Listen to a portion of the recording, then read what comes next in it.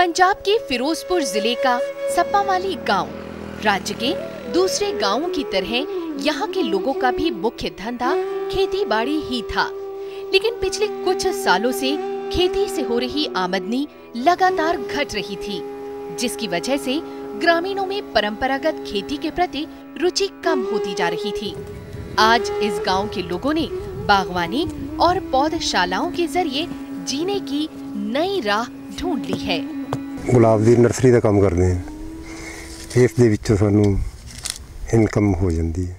मेरी गुलाब की नर्सरी है जिससे मुझे अच्छी आय होती है। थोड़ी सी जमीन में ही अपना परिवार पाल रहा हूँ। हम साल भर में नए पौधे तैयार कर लेते हैं। हम गुलाब की 40 से 50 किस्में उगाते हैं। ऐसी मतलब अलग अलग वैरायटियां बनती हैं, करीबन 40-50 वैरायटियां दा।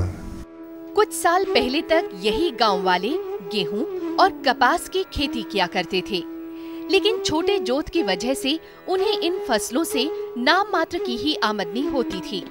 ऐसे में एक दशक पहले गांव के लोगों ने पौधशालाएं लगानी शुरू की। गांव के हर किसान ने अपने छोटे छोटे खेतों को ही नर्सरियों में तब्दील कर दिया। आज आलम यह है कि गांव में 300 से भी ज्यादा पौधशालाएं हैं।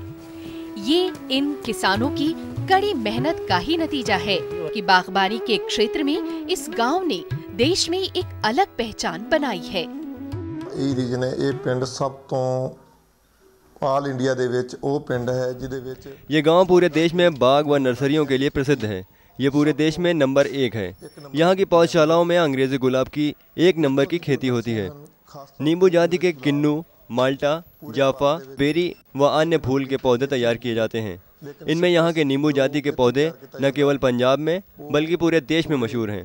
इस पंजाब तक ले लिए तो पंजाब दे विच 1 नंबर ते इत्थे इस पिंड च तैयार किया जाता है। इस गांव के सभी लोगों की जीविका का साधन ये पौधशालाएं ही हैं। क्या महिलाएं और क्या बच्चे, सभी पुरुषों के साथ कंधे से कंधा मिलाकर नर्सरियों में काम करते हैं।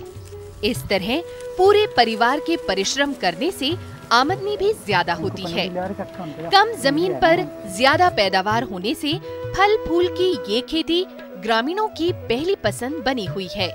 मैं छुट्टी वाले दिन अपने माँ प्यो दी नर्सरी में मैं 7वीं कक्षा में पढ़ता हूँ। छुट्टी वाले दिन पौधशाला में माँ बाप की सहायता करता हूँ। अच्छी आय होती है जिससे माँ बाप मुझे अच्छे स्कूल में पढ़ाते हैं। खूब जेब खर्चा मिलता है।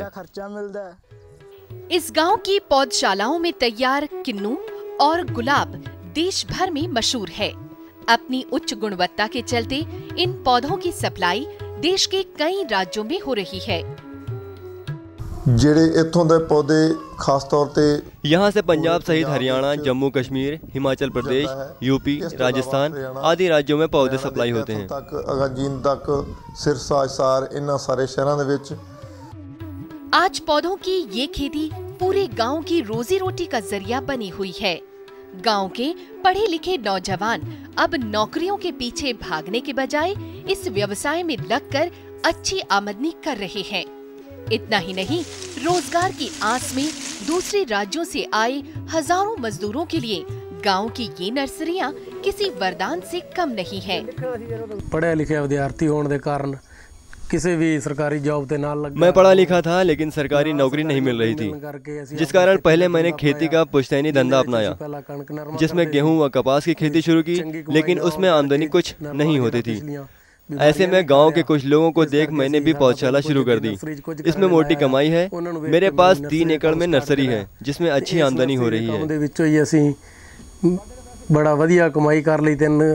3 किले मेरे को आज नर्सरी है जिंदे करके साडी चंगी कमाई हो जाती है।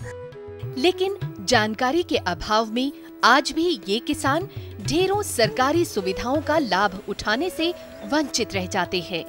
सरकार ਨੂੰ ਚਾਹੀਦਾ ਵੀ ਇੱਥੇ ਹੀ ਦਫ਼ਤਰ ਬਣਾਇਆ ਜਾਵੇ ਤੇ ਇੱਥੇ ਹੀ ਜਿੰਨੇ ਹੀ मतलब किसान हैं। सरकार यहाँ बागवानी विभाग का कार्यालय बना दे ताकि सरकार की सुविधाओं का हमें सीधा लाभ मिल सके।